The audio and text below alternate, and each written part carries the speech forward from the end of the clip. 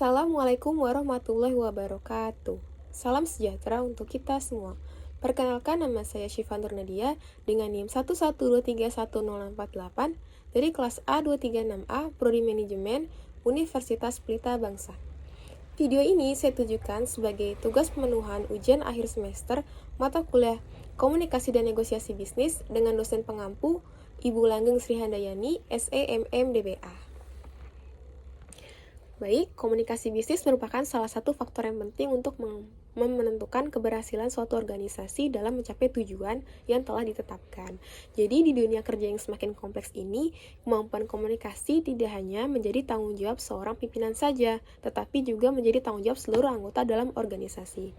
Nah, seorang manajer dalam dunia manajemen tidak hanya dituntut untuk mampu memahami konsep komunikasi secara teoritis saja, tetapi juga mampu memahaminya dan menganalisis berbagai permasalahan yang ada di lingkungan kerja dan memberikan solusi yang tepat agar tujuan bisnis dapat dicapai dengan efektif dan efisien. Pada kesempatan kali ini, saya akan membahas mengenai kerjasama dan komunikasi kelompok atau tim. Nah, saya memilih konsep ini dilatar belakangi karena hampir seluruh aktivitas dalam organisasi dilakukan secara berkelompok. Nah, keberhasilan sebuah perusahaan itu tidak hanya ditentukan oleh kemampuan individu saja, tetapi juga kemampuan seluruh anggota tim dalam bekerja sama, saling bertukar informasi setelah menyelesaikan dan juga menyelesaikan masalah secara bersama-sama.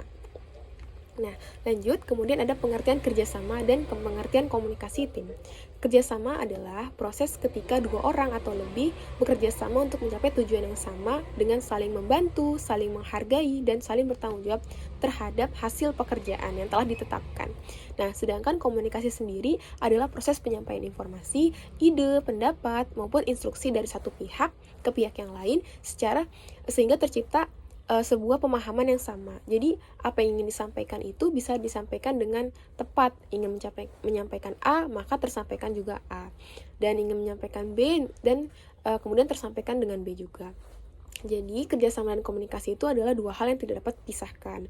Komunikasi yang baik juga menghasilkan kerjasama yang efektif. Jadi, komunikasi yang buruk justru akan menimbulkan kesalahpahaman, menimbulkan konflik juga, keterlambatan dalam pekerjaan, bahkan bisa menurunkan produktivitas perusahaan yang merupakan salah satu dari tujuan perusahaan.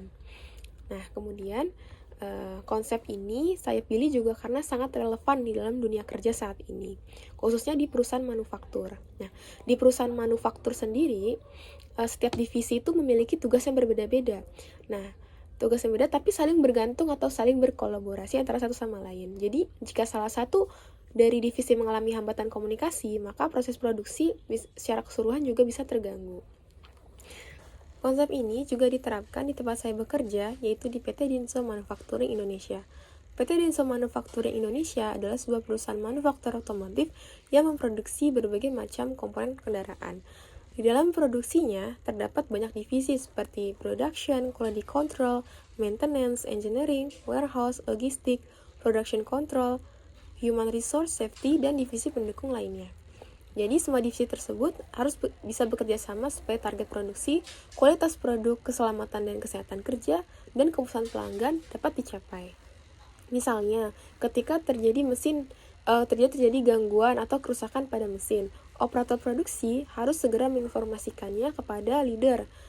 Kemudian leader pun menyampaikannya kepada divisi maintenance. Selanjutnya, divisi maintenance melakukan pengecekan mesin. Nah, kemudian ada divisi production control yang bertanggung jawab dalam menyesuaikan jadwal produksi agar keterlambatan pengiriman dapat diminimalkan. Kemudian pada saat yang bersamaan, divisi quality control juga memastikan bahwa produk yang dihasilkan tetap memenuhi standar kualitas.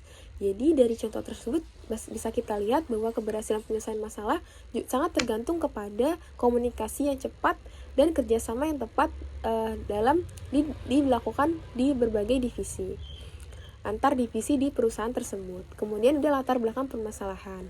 Lalu juga ada dalam praktik yang masih terdapat beberapa permasalahan komunikasi yang terjadi. Di antaranya, informasi pergantian jadwal produksi tidak tersampaikan secara menyeluruh. Lalu terjadi miskomunikasi antara operator dengan divisi-divisi lain. Kemudian ada penyampaian informasi yang dilakukan secara lisan sehingga mudah terjadi perbedaan pemahaman. Lalu ada kurangnya koordinasi antar shift dan feedback yang diberikan kurang jelas sehingga pekerjaan harus diulang.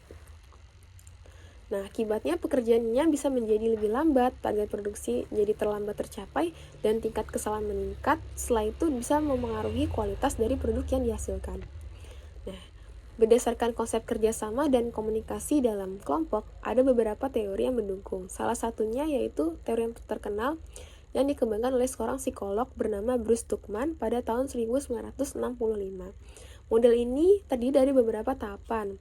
Ada 5 tahapan. Yang pertama ada forming, kemudian ada storming, ada norming, performing, dan kemudian dilanjutkan yang terakhir yaitu adjourning pada tahun 1977.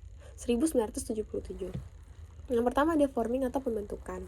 Nah, perusahaan membentuk tim untuk meningkatkan efisiensi di lini produksi. Anggota tim berasal dari berbagai macam divisi seperti divisi produksi, quality control, maintenance, dan logistik. Jadi antar divisi tersebut saling berkenalan dan memahami tujuan proyek yang akan dikerjakan. Kemudian ada storming atau konflik. Jadi masing-masing dari divisi yang telah dikumpulkan tersebut punya pendapat yang berbeda-beda nih.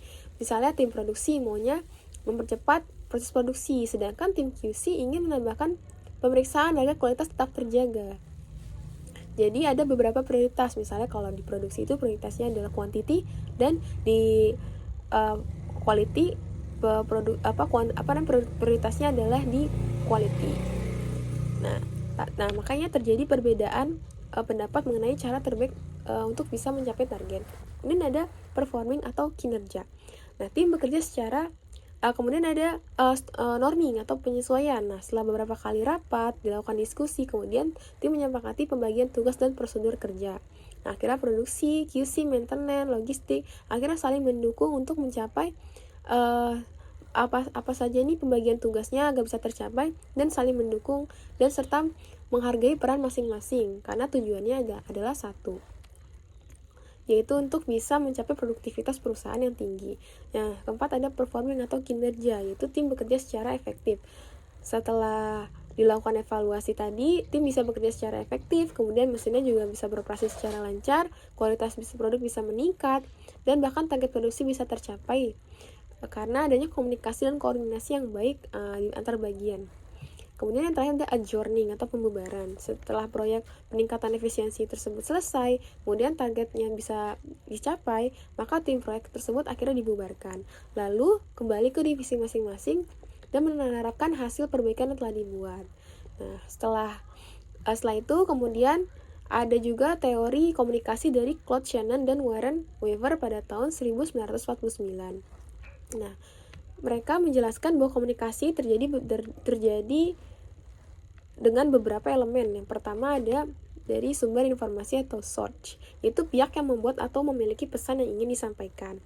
Lalu ada pengirim atau transmitter, yaitu orang atau alat yang mengubah pesan agar bisa dikirim kepada orang lain. Misalnya dengan cara berbicara, mengetik, atau menggunakan mikrofon. Lalu ada saluran atau channel, yaitu media yang digunakan untuk menyampaikan pesan seperti percakapan langsung, atau melalui telepon, email, atau aplikasi chat. Lalu ada penerima atau receiver, itu orang atau alat yang menerima pesan dan mengartikannya sehingga pesan tersebut dapat dipahami. Dan ada tujuan atau destination, yaitu orang atau kelompok yang menjadi sasaran akhir dari pesan tersebut. Itu orang yang ingin disampaikan pesannya. Nah, kemudian ada elemen penting, yaitu gangguan atau noise, yaitu segala hal yang menghambat komunikasi. Misalnya suara bising, saat terjadi di line produksi, kondisi internet yang buruk di beberapa wilayah, atau perbedaan pemahaman dalam penyampaian pesan.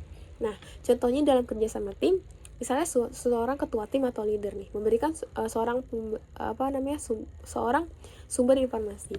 Nah, menjelaskan pembagian tugas, misalnya pembagian tugas produksi, misalnya pembagian jadwal produksi atau jadwal overtime melalui grup WhatsApp.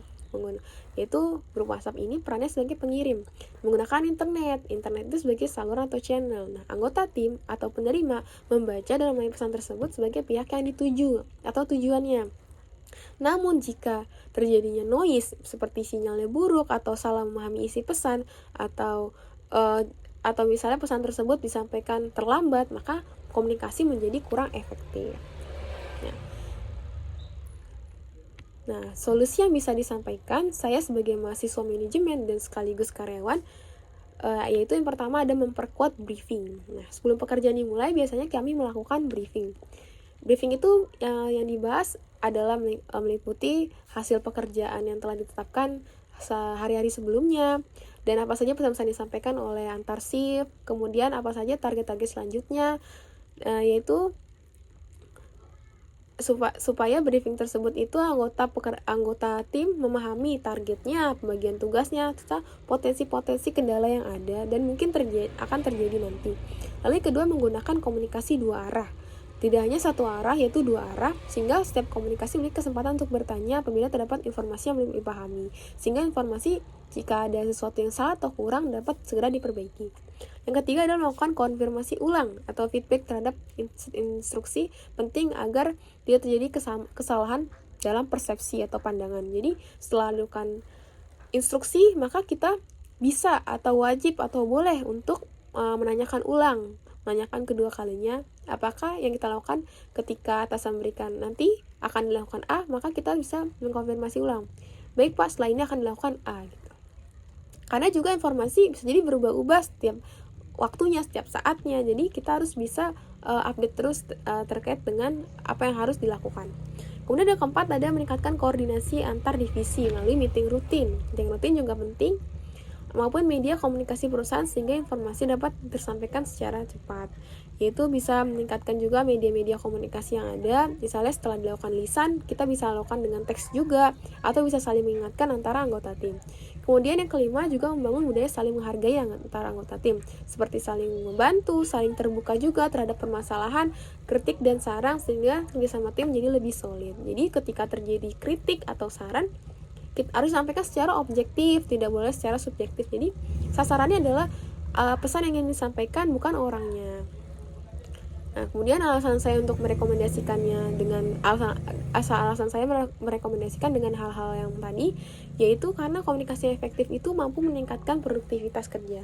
Jadi bisa mengurangi kesalahan di kerja juga dan mempercepat adanya permasalahan serta meningkatkan kualitas produk. Nah, kualitas produk itu sangat penting sebagai kepuasan pelanggan dan menciptakan lingkungan kerja yang harmonis. Jadi lingkungan kerja harmonis juga sangat mempengaruhi terhadap kinerja karyawan yang bekerja. Nah, juga koordinasi yang baik juga bisa meningkatkan kepercayaan antara anggota tim. Jadi bekerjanya bisa lebih nyaman, lebih aman, dan lebih bertanggung jawab. Nah, sebagai kesimpulan dari saya, kerjasama dan komunikasi kelompok merupakan aspek yang sangat penting dalam organisasi maupun perusahaan. Jadi kerjasama itu tidak akan tercapai kalau tidak ada komunikasi yang efektif. Jadi komunikasi yang baik itu bisa menghasilkan komunikasi yang cepat, bisa menyelesaikan masalah juga lebih tepat, apa saja penanggulangannya agar tidak terjadi masalah yang lebih luas.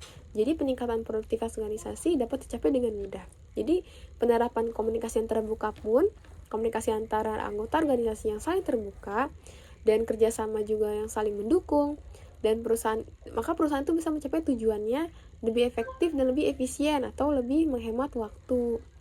Nah, demikian pemaparan yang bisa saya sampaikan. Terima kasih atas perhatian Ibu dosen dan teman-teman semua dalam menyimak video ini. Mohon maaf apabila ada kekurangan atau kesalahan, izin untuk meminta koreksinya. Terima kasih. Wassalamualaikum warahmatullahi wabarakatuh.